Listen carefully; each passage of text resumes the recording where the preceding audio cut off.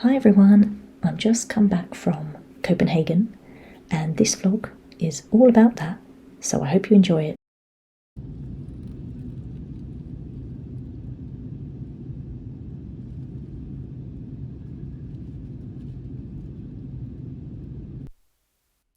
So we decided to stay in a hotel called the Huxley, and this was a lovely hotel, very clean, very modern, and it had a very good buffet breakfast, but we only had the breakfast on the very last day when we were leaving.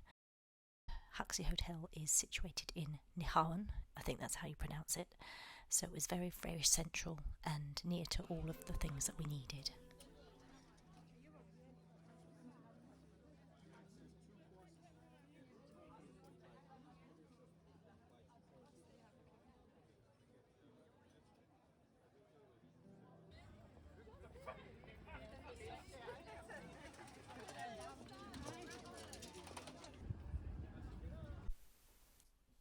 So our first stop of that evening was an Argentinian restaurant called Fuego. We both weren't actually that well for the first couple of nights. I had a terrible migraine, and so did my husband, so we just decided to go for a quick meal and then go and have some rest back at the hotel. So the food was actually quite nice, but I wasn't actually feeling that hungry. So we both had some meat, obviously, and it was tasty for our first meal. So the next morning we went out for breakfast and we went to a place called Holberg number 19. I had something very, very small because I still wasn't feeling that great, so I just had some scrambled eggs with some toast, and it was quite nice. Just a nice little stop for that morning before we went on and did the day's activities. So this one is where we found a supermarket and I was looking for gluten-free bits and bobs. I didn't actually end up buying anything gluten-free because my main aim was to find Christmas decorations for us. So I did find some presents for my parents that were like chocolate and things, but they weren't gluten-free.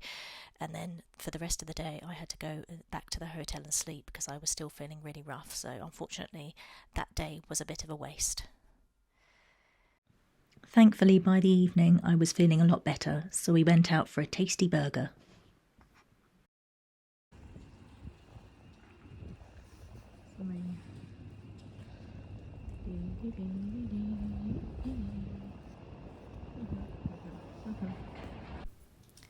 Day 3 breakfast was at a place called O12.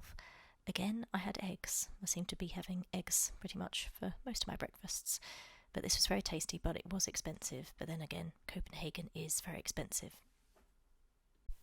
So we decided to go on the hop-on, hop-off bus tour. And we have used this company in the past for other cities that we have visited, but this one really was not worth the money at all. But we did get to see the Little Mermaid, and she is very tiny, like many people have said to us.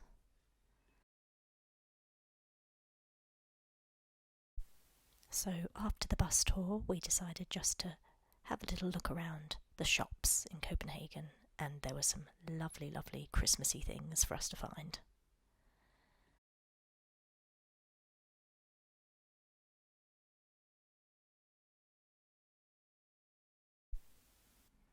And then we went out in the evening once again, and this time we went to a restaurant called Restaurant Tight.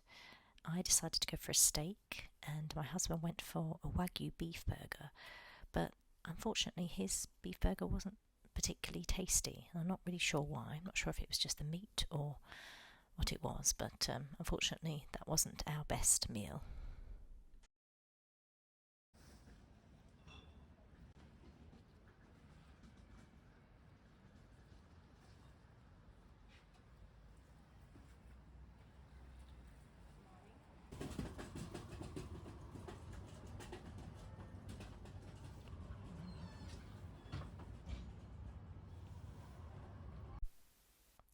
Breakfast again, and this time we went to a place called Skipper Crowan. I'm not really sure how you're supposed to pronounce it, but that's how I'm saying it.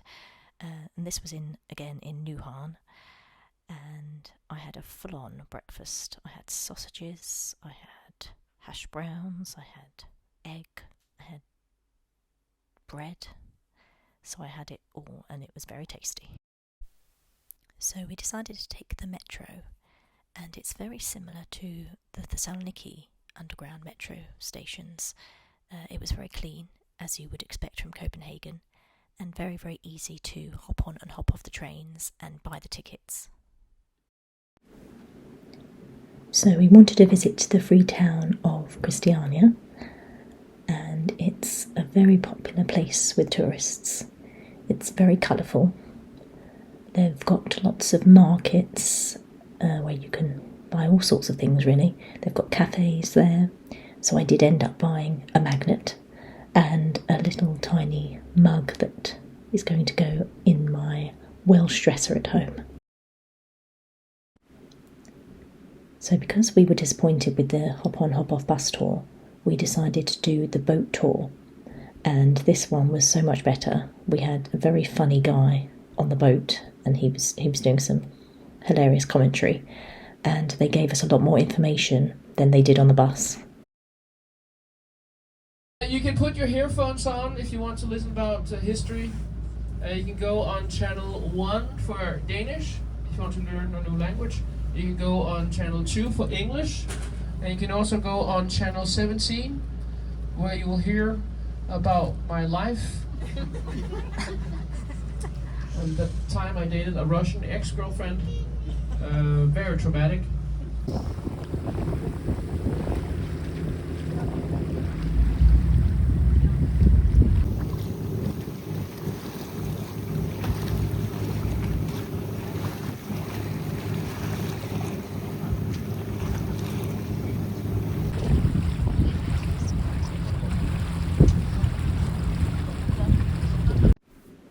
So after the hop-on hop-off bus tour, we were feeling a little bit peckish, so we decided to go to a bakery called the Hug Bakery, and it's 100% gluten-free, and also they have lactose-free things in there as well, so I had so many options.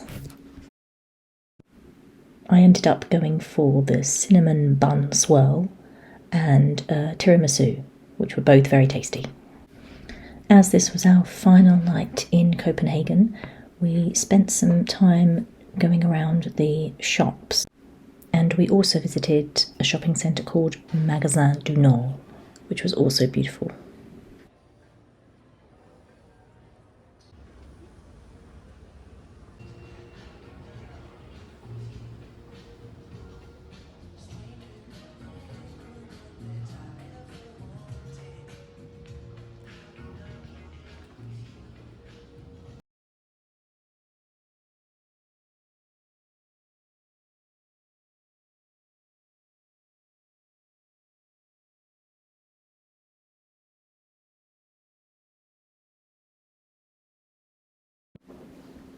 Our final night and final dinner was at a place called the Olive Bar and Kitchen, which is Mediterranean, and there are a few Greek people actually working there, so that was quite nice.